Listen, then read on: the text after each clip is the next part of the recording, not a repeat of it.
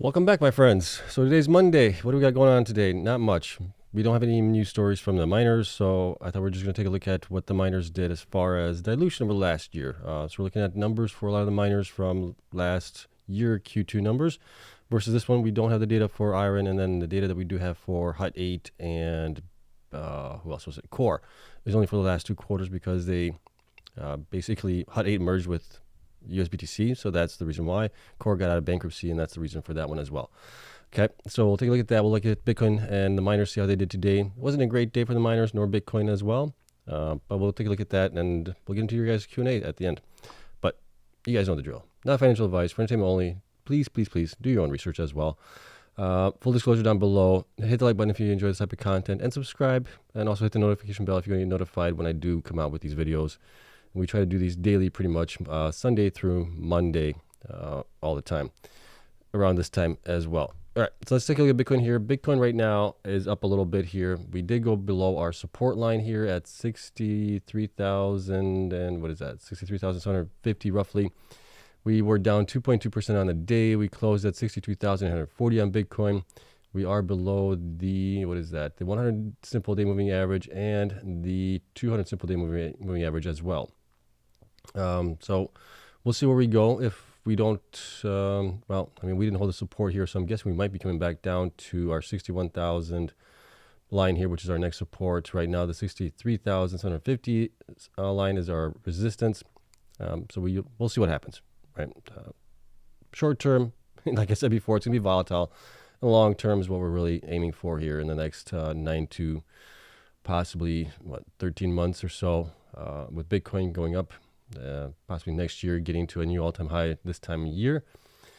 Well, I'm guessing maybe not this time of year, but maybe towards like September, October timeframe, we might be at a new all-time high next year.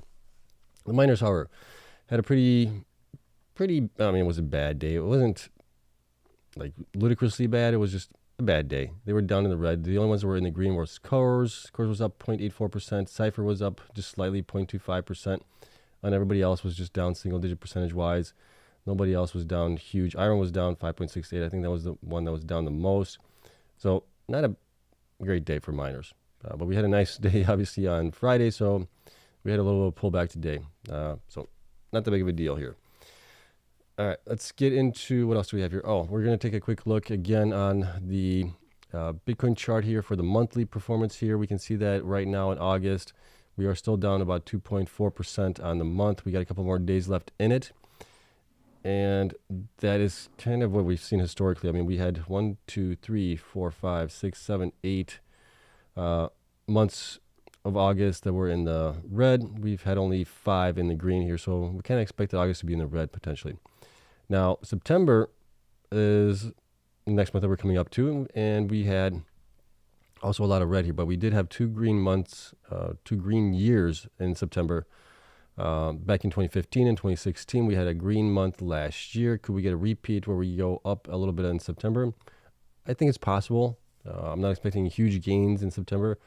I am, however, expecting much better gains here in October and possibly into November as well. If you can see here on the chart, we have 2013, we were up 60%. 2015, we were up 33%. 2016, 14%. 2017, this is when I got into Bitcoin that year. We were up 47%. We had a huge rally in Bitcoin at that point. We were up in 2019, 10%. 2020, we were up 27%. 2021, again, another rally year. We were up 39% on that one. 2022, we were up 5.56%. And then last year, we were up 28.52%.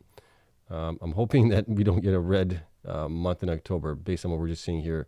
But it's possible. We've had so many green months in October over the years that we might have actually a red month here. But I'm hoping not, based just on the historical data, and the probability of being green is much higher than it being red right now. Same thing for November here. We've had really good November months as well in the past. 2013, we were up almost 450%. That was a huge month for that Bitcoin then. 2014, we were up only 12. 2015, we were up 19. 2016, we were up 5. 2017, right, that was the bull market there, 53% up in November. And then 2020, we were actually up 42%. And then 2021 is actually when we started coming back down in November. So that's why I'm maybe thinking that, I don't know yet. I'm thinking maybe October might be a better month than November will be for us here. just on the historical numbers. Okay, so it's something to look forward to, at least with September. We'll see how September does for us. September, like I said, might be up a little bit, but I'm guessing maybe down here for the month if historical trends continue the way they have been. All right, now since we don't have any news or data, or I shouldn't say data, just news on the miners, there was no official news on any of these guys here. Nothing's going on. We're still waiting on IREN to report this Wednesday, I believe, their Q2 numbers here. So this is based on IREN being off by, basically we're looking at the Q1 numbers for them from 2023 into Q1 2024 as well. Okay, so that's the difference there. Hut 8 is also only for the last 2 quarters along with core. And I talked about that in the beginning of the video, why that is the case. Okay, so here's all the data we pulled in. Q2 shares, latest shares that they reported. IREN has not reported theirs yet. They will report on Wednesday. How much dilution we got in number of shares, percentage dilution, Q2 hash rate as well, and then current hash rates. We're going to look at the difference. Dilution per petahash, and then future hash rate as well, and then difference in future. But we'll really concentrate more on the dilution per petahash over the last year and which one came out the best. So TeraWulf here diluted the most here in the last year. They diluted 161 million shares, followed by Bitfarms, 148 million shares. TeraWulf and Bitfarms were both struggling with debt. Bitfarms paid that off earlier this year. I think it was maybe even last year, late last year, that they paid it off. So I think that's the contributing factor to both of these guys here, TeraWulf and Bitfarms combined. Marathon diluted 120 million shares. That's a lot for them, considering that they've been like the top miner here as far as market share has been concerned. They have grown not as, well, I wouldn't say not as nicely, but quite nicely still, I would say, in hash rate and things like that. But they've also been hodling a heck of a lot more, and I think that's the reason for their dilution. They haven't been selling much lately. Riot, 97 million shares. Core, 80 million shares. Cypher, 74. Iris, 73 million shares. Cleanspark, only 63 million shares. BitDigital, 52 million shares. Hive, 31 million shares. BitDeer, only 5.7 million shares. And Hut 8, 686,000 shares. And like I said, this is only for the Q2 quarters of data that we have on Hut 8 right now, along with Core. Core diluted 80 million because they also, oh gosh, what was it? It wasn't because of the warrants, I don't think. Right, they don't have an ATM, so they can't really dilute for that. I think it was something else to do with it. I can't remember what it was exactly, but I know it was something to do with getting cash out to pay down things as well. Let me know in the comments if you guys remember that, but I can't. I'm just drawing a blank right now. Okay, percentage-wise, Iris diluted the most, 110%, followed by TeraWulf at 73, Marathon at 68, BitDigital 61, Bitfarms 53, Riot 46, Core 45, Hive 36, Cleanspark 34, Cypher 29, BitDeer 5%, and Hut 8 0.76%. So that's kind of the way things stacked up. Iris has grown quite a bit here in the last year as well, so that might be a reason for it. And like we talked about, Bitfarms, which wasn't actually that bad, 53% dilution based on the number of shares that they had. And who was the other one? TeraWulf. TeraWulf, 73%. So that's kind of the way things stacked up there. Hash rate growth, Cleanspark, the most growth here in the year, year over year basically. 14.5 exahash, followed by Marathon's 13.8. Then you got Riot with 12.6. Bitfarms, almost 6 exahash here growth. And then we got TeraWulf at 5. Iris at 4.9. Cypher at 3 exahash, Hut 8 at 2.9, and this is mainly because they merged with USBTC. That's the only reason why there. Core 2.5, Hive 1.6, BitDigital 980 petahash, and BitDeer 800 petahash as well on that one. So when we look at the shares per petahash, how much did they dilute? The biggest offender here was BitDigital, 53.3 thousand shares roughly per petahash for the growth that they had, right, which was only 980 petahash. But they have grown their HPC business as well on top of it. And I think that they're still way undervalued from where they really should be. Core diluted 32,000 shares per petahash. TeraWulf 31,000 shares. Bitfarms 24. Cypher also 24 as well, pretty close to each other there. Hive 18. Iris only 14, almost 15,000 shares. Marathon only 8.7 thousand shares. Riot 7.6 thousand shares. BitDeer 7.1 thousand shares. Cleanspark with 4.3 thousand shares per petahash growth. and Hut 8 with only 236, but really there's not much that growth there because we're still looking at only the numbers that we have for Hut 8 from Q1 and Q2 of this year. So the best one here has been Cleanspark, 4,000 shares only being diluted. And that's actually pretty good. And I don't know if I have to look back at the historical numbers that we have for the dilution, if they also had pretty low dilution in the past. But I think they've done the best job here in the last basically 3 years of growth. They sold Bitcoin during the peak bull run into the bear market while everybody else was kind of laughing at them, but they were doing that, growing their hash rate continually, improving their operations, buying sites, all that stuff. They've done the best job here based on what I'm seeing here, at least right now, on their growth and the dilution that we got for all the growth that they had. So yeah, Cleanspark has done really, really, really good here. Others have done as well. Marathon, Riot have done really well, and pretty low, 8,000 shares, 7,000 shares as well. That's pretty good there. And that's kind of what we want to see, right? We want to see, if they're diluting, we want to see growth out of these companies. And the companies that have done a really good job here are definitely towards the bottom end here. Companies that have done okay are towards the middle, and the ones that haven't done that well are towards the top here on growth. But some of these companies did have debt that they needed to deal with first, right? With TeraWulf and Bitfarms as well. And now, now they're in a much better position. Bitfarms, especially with them growing into 21 exahash this year, and then possibly even more next year as well. Buying Stronghold in there, buying a site in Pennsylvania as well. I mean, they have just a huge growth plans going forward, which is nice to see, that they want to compete with being some of the top 5 miners in the space, which is great to see from them. Okay, but that's kind of the way things stacked up on it. I like looking at this as well. We'll look at some other things as well, possibly tomorrow. If we don't have any news on the miners, we'll look at maybe like the X multiple, where the miners could possibly go in stock price again. If Bitcoin goes 2x from where it is right now, and the miners where they are from right now, where they could possibly go, based on if Bitcoin goes 2x, the miners do like a 3 to 5x in appreciation at that point. So we'll look at that tomorrow, but that's it for you guys. Yeah, let's get into your guys' Q&A side of things. As always, the spreadsheets are available to my Patreon members. The link is down in the description for that. And I greatly appreciate all the support that I get from the Patreon members as well from the YouTube members. So you guys will get that spreadsheet updated here with all these numbers either tonight or tomorrow morning sometime. Okay? All right, let's get into a Q&A side of things. And it'll be an easy day. We'll call it pretty nicely here. Okay. What do we got here? See, Chris says miners always top before BTC. Yeah, the only exception to that rule was Marathon last time around. They topped twice. Once when Bitcoin topped in, I think it was April at 63,000, and then it topped again back in was it October-November timeframe when Bitcoin topped at 69,000. So that's the only exception to that rule there. Let's see. And since IREN and Wolf have diluted the most, double the amount of shares, is it one of the most overvalued of the stocks at current price? Well, I think Wolf is, but I think Wolf is getting a little bit of a premium on HPC AI. If we look at the numbers here for Wolf really quick. Well, let's actually take a look at let's take a look at Wolf here as it is right now.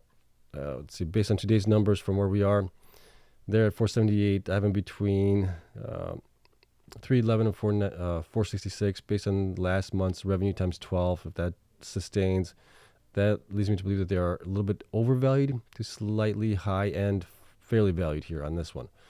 But then also if you look at the, let's see here, enterprise value, where's that at? Enterprise metrics, okay. So I haven't really done any updates on it. TeraWulf is still getting a huge premium on their exahash. So like I've said in the last night's video, I think it was also, that two prominent people, I believe, invested in TeraWulf because I believe there is a thought of them having a possibly good HPC AI customer coming up. And that's why the stock has been rocketing here recently. IREN, on the other hand, is towards kind of the middle group here, right, for current hash rate. If we look at future hash rate, they're being valued at only 44 million per exahash, which is pretty low here. So I would expect that to flip once Bitcoin starts going up in value much higher. If it doubles from where it is right now or something like that, at that point I would expect that one to do pretty well. Okay, that's kind of what we're seeing there.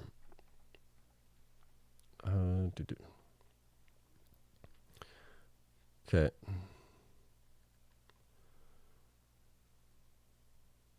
Okay, Bitfarms stock resumed today by Cantor Fitzgerald, $5 price target now. Okay, that's interesting. Okay, so they started coverage on them again. That's good news, right? $5 is kind of what I think they should be fairly valued at right now. Going forward, I think they should be valued even higher. Let's see here. DMG, no dilution. DMG, I didn't include the smaller miners in this one. So that's why I'm a DMG, Digihost, Argo, Sphere, Mawson, and Stronghold. They're not in this list.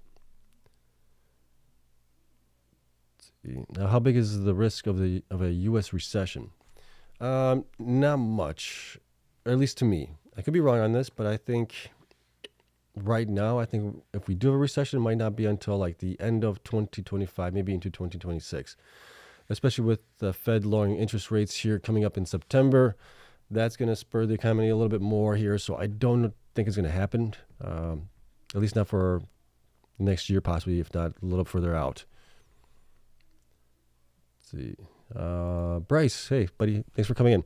Bryce says, we are planning on having Ben on our channel soon to talk about the Stronghold acquisition. That'd be great. Ask him, if you could ask him on the purchase deal, basically.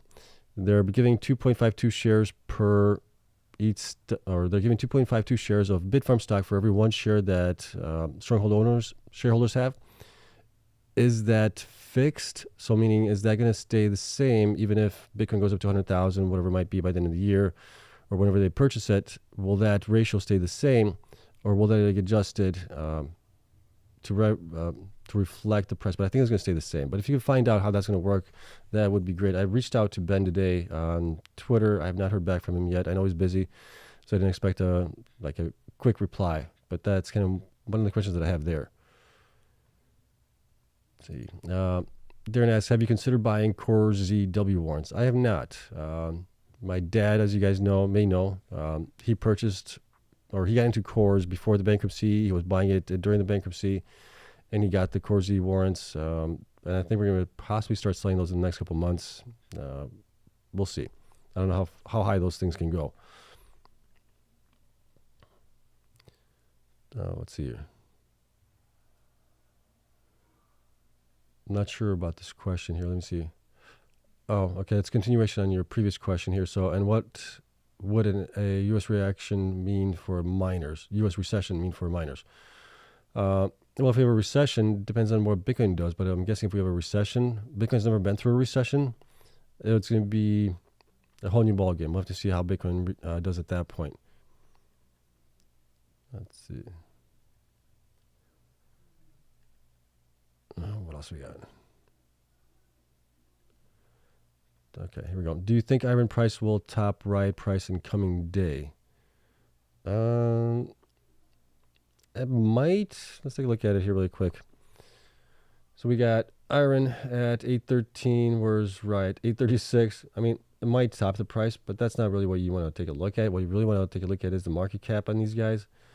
And that is, let me see here. I got that over here someplace. My spreadsheets. Okay, there. Nope. There. Okay. There you go. You guys can see it here. Market cap, based on that, Riot is at 2.5 billion. IREN is at 1.5. So even if the price goes above Riot, it's still not. Well, I wouldn't say nowhere near. It's about $1 billion off from where Riot is right now in value. Okay, so that's one of the things you want to also take a look at. Okay, let's see. SHS, have you figured out the new price target for Bitfarms after the Stronghold buyout? I have not, because there's so many variables in that. One is the HPC customer. Can they get an HPC customer there? The other one is, can they get the megawatts that they're saying that they can get? Also, where will their hash rate grow? I mean, we were estimating that they could possibly get to 45 exahash. With changing out the hardware there and building out the facility in Pennsylvania that they also purchased. That was the target for them to get to 35 exahash next year. So depending what kind of miners they put in there, all that stuff. So it's not that easy, unfortunately. I wish it was easier. But I'm guessing it's going to be higher than what my original estimates were, between 15 and 20. I'm guessing it might be now somewhere between maybe 15 and 30, somewhere around there. I just don't know exactly. Let's see. Who else is going to Argentina? Not sure what that is referencing to.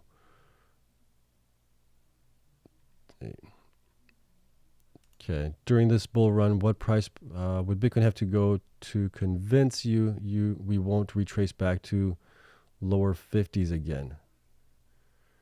Well, I think so. You're talking about this bull run and then going back down into a bear market potentially.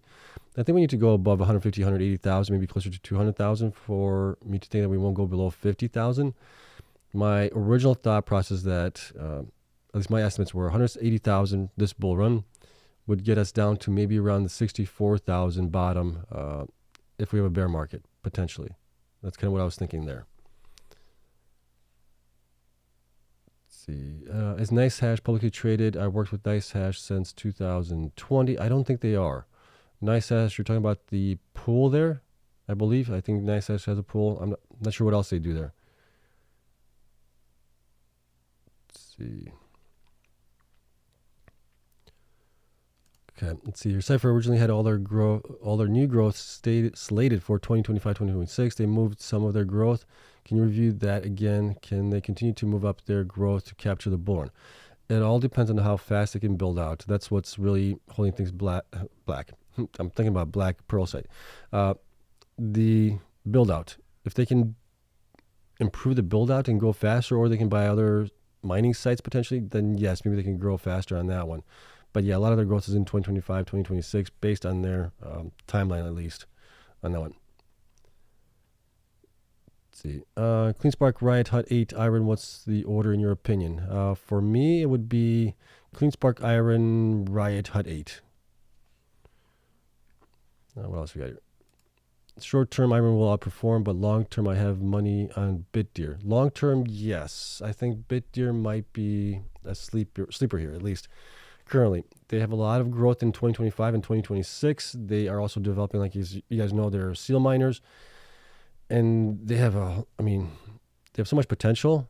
It's just them executing on their potential, growing, and things like that going forward. So yeah, I think maybe after this bull run, they might be a good one. And also depends on what kind of HPC customer they get there. If they get an HPC customer that's equivalent or close to what CORZ has, that might be pretty huge for them as well. So there's a lot of things that play there for them. But I think a lot of it is in 2025, 2026. Let's see. Do you consider to have an edge on Bitcoin mining stocks with making fundamental analysis? Even many institutions probably follow mostly trends, right? Yeah, I don't know about the institution side of things, but has it worked out well for me? I was able to pick Cleanspark pretty early on, right? 2022 is when I started getting into it. I got interested in them in 2021 based on what I was seeing in 2021. And then Bitcoin going down into a bear market, I'm like, okay, I like what they're doing. I got into that one based on the fundamentals, and they have done really, really well here in the last 2 years. What's the next one here? Bitfarms, I'm up on it. Probably not as much as I would have liked to have been, but there was just so much FUD around it. Now Riot's on it as well. I think that one might be a sleeper as well, where kind of like Cleanspark was a little bit, right? For a long time, people were not liking Cleanspark. But then eventually things changed and the stock has done really well. So I'm hoping the same happens with Bitfarms. IREN is another one, same thing. I was looking at it at 2022 as well. 2021, 2022, 21, and then they returned a bunch of their machines in 2022, I believe it was. So I held off until 2023 to buy into them. And then I just bought CORZ recently, but I think some of the other ones, I missed the ride on Wolf, right? Wolf has done really well here in the last couple months, I would say. I didn't, just based on the operations things, I didn't see them doing that well. I don't know if I was wrong on it or if the market just is valuing HPC more so than I thought it would, or the potential there, because they don't really have HPC there anyways. But based on that, I've done pretty well considering. People that have gotten into Marathon have not done as great, or Riot. Riot's been doing really poorly here over the last 18 to 12 months. So it's helped out, but we'll have to see when the dust settles, towards the top of the bull run, see where everybody ends up as far as percentage gains from like the bottoms in 2022 to the tops. And then we'll see if I picked right. Okay. Let's see. Besides Wolf and CORZ, the rest of the top miners' year-to-date performance have been pathetic. We aren't getting paid for the high risks we're taking. This is super frustrating stuff. Yeah, it's volatile. I'll give you that much. But I think if you look at it, let's take a look at the numbers here. This year, if you're looking at year-to-date, then yeah, it might be a little bit different. Let me see if I have that chart here. I don't know if I have it from year to date. Enterprise, BTC hash rate, 12 months. Okay, on the 12 months, let's see, hash rate, BTC mined, Bitcoin mine difference, hash rate growth. What do we else have here? Up from the start of 2024. Okay, so this was as of, I'm trying to think when this was as of. But let's take a look at it here. Core has done the best. TerraWolf followed. So this is from the start of 2024. And then let's see, where are we getting that data from? Is it down here? Down here. What date are we using to when? So we're using, let's see here, 1/2/24 to where they are right now. Then yeah, if you look at that data, then yeah, Core, TerraWolf have done the best. Bitcoin followed, and BitDigital actually has done pretty good here. And then all the other miners have kind of lagged since then. Also, if you look at, we look at always the weekly, but from the 52-week standpoint, so basically 1 year out, TerraWolf has done the best. Core, and then Cleanspark as well. IREN second or fourth spot, followed by BitTBT and Bitfarms as we always look at it here. So there's a couple ways to look at it, depending on when you got into them. If you got into them in the beginning of the year, yeah, a lot of these miners, you're probably not doing that great. But if you got in earlier than that, dollar cost average in, you're probably doing pretty good on it. Okay. Let's go back to Q&A. Okay. Let's see. Well, let's see. Okay, there we go. Okay. Okay, that one. Okay. Will you narrow your miners down to a select 2 or 3 to keep diversified? My core are Wolf, IREN, Cleanspark, but have calls on Bitfarms, BitDigital, BitDeer, CORZ. Plan to take profit on calls and add to core. So what do I have here now? I have Bitfarms, Cleanspark, IREN, and Core. Those are the 4 that I really have. I don't own anything else. Let's see, Bitfarms. Bitfarms didn't run up when Riot bought, but will crash when they sell. Also frustrating. Yeah, or Riot could hold on to the shares and gain on the profits there eventually towards the top of the bull run. Who knows what they're going to do? I mean, they have a win-win situation with them. If either way that they play it, if they get them, they win. If they hold on to the shares, they're having almost 20% there. They'll win either way, right? Bitfarms does good. They'll do really well on it on top of it. Let's see. Robert says, I put a little corn back on the exchanges to short FTT, but I'm afraid of the exchanges rugging me. Yeah, that's always a concern there. Let's see. How much faith do you have in the next bull run in percentage to happen? I would say like 99.9%. We're going to have a bull run. It's just a matter of whether it's going to be like a similar bull run that we had in the past, or is it going to be an extended bull run where we go into like 2026, maybe even 2027? That's the question there that we really need to ask and see what happens there. Let's see. Okay. Enrique Money says, I'm trying to create a prediction model on stock based on history and indicators. Yeah, it is hard. Andrea says, patience is key. Volatility doesn't equal risk, my opinion anyway. I agree. Patience is key here, especially in the miners. They're so volatile and everything. That's why, if you guys have followed me for the last 2-3 years, you know I've been dollar cost averaging as best as I can into these guys, because it's just so hard to pick the bottoms and tops on them in the cycles. And if you look at the waves that some people do at the ABC waves and the 5 waves or whatever they are, it's just really tough. So for me, it's just easier to buy and hold. Let's see. Do you think it's smart to rotate into non-BTC stocks because September is a bad month historically? If you're a trader, then yeah. I mean, if you're a longer-term investor, possibly not. I would dollar cost average in. Andrea, have you hit the like button yet? I appreciate it. Thank you. Yeah, hit the like button if you guys enjoy it. Let's see. Cleanspark to 100 says, or just go to cash in September. You could possibly do that also. But what if we have a repeat of the double Septembers in the past? So something to be mindful of there. Okay. Yeah. Okay, let's see. I'm not going to be able to pronounce your name, but thanks for answering your questions. You have a faithful follow me. Okay, appreciate it. All right, I think we're pretty much done with the Q&A side of things here. Oh, we got one more comment here. Let's see. What would happen to Bitcoin miners if Bitcoin stays at 30, 40,000 for the next 6 months? Yeah, oh gosh. If that happens, I mean, the miners are going down probably 50% at that point, if not more. It's going to be a bloodbath for the miners. But at that point, I would expect the network hash rate to go down also, because it would not be profitable for a lot of the miners that are private also. So they would be switching off. So that would make the miners that are still mining, possibly the publicly traded miners, profitable. Well, maybe not profitable, but at least less of a painful event for them. But then we would get a nice rip in Bitcoin eventually, I would think. But I don't see that happening, at least not right now. Let's see. How many shares of Bitfarms do you have? It is, gosh, what is it at now? Bear with me while I look that up. It's like 20,000 shares, I think it's right now. Let's see. Latest and greatest numbers for Bitfarms is 21,680 shares at an average price of $1.51. Okay, so that's kind of where I'm standing at that. So I still want to buy more, but I got to build up some more cash. I had to pay property taxes this week, which, oh, I hate doing. But you got to do it if you want to live in the house. Let's see. Do you think we will see top miners reach all-time high in BTC if Bitcoin hits around 2x from? No, it would need to be like 3x to closer to like maybe 3.5x from where we are right now in order for them to reach the new all-time highs. What is the chance for miners to trade between 10 to 20 billion market cap, and which miners can do that?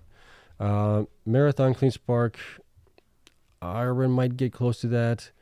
Riot also, if they fix our uptime and things like that, if they can provide more Bitcoin mining, all that, grow, I think those guys have the chance of getting there. At the peak, we might also have like Bitfarms in there with their growth potential. Who else? I think maybe Cypher Wolf might be under the 10 billion market cap, just slightly. Let's see. 97 420 Empire says zoom out and DCA into the fall pump. Money printer go burr. Yeah, very soon. Yeah.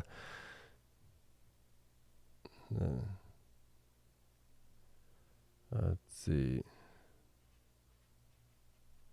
Robert says I fell for a technical analysis guru. It was $300. Wow. Yeah, that's rough. I wouldn't say I would never fell for it. I never paid anybody. I was always skeptical about that, about the courses and things like that. But there were some people that I was following in the past that were technical analysis gurus. And if you look at the performance over a longer time frame, it's not that great typically. Let's see. Okay. All right. We are all cut up here, you guys. We're going to make it an easy, short day today. I'm also tired. Today was hot as heck in Illinois. Tomorrow's going to be another hot day. But we'll see what happens tomorrow. I'm hoping tomorrow's going to be a little bit better day for the miners. Let's see, where's Bitcoin right now? Bitcoin is right now, it's still, it's flat on the day right now, roughly. So not much going on there. But I greatly appreciate you guys coming in, as always. I hope you guys have a great night. Hopefully you guys have a nice, cool Tuesday. And Bitcoin and miners go up in value. But we'll talk about it tomorrow. I'll see you guys then. Have a great night.